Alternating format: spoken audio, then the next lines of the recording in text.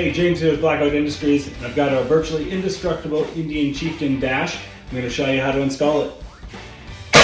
Let's do it. Remove the seat. Remove the bottom fastener from your dash. Remove the button head bolt from your dash. Remove the left side dummy cap. There's a bolt at the front of your dash.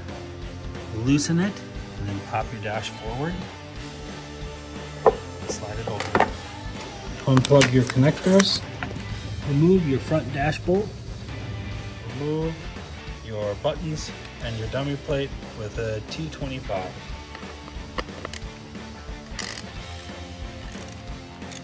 Install your block-off plate with the provided screws. Don't over-tighten your screws. After paint, you may need to sand this area out to make clearance for your buttons. It could be tight. Make sure your buttons click. After paint, install the provided edge trim. Lightly thread on the front tank bolt. We'll tighten it down later. Plug your connectors in. Install your dash over your fuel pump or the provided fastener.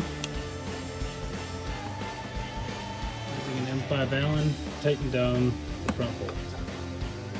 Reinstall the dummy cap and put your seat back on.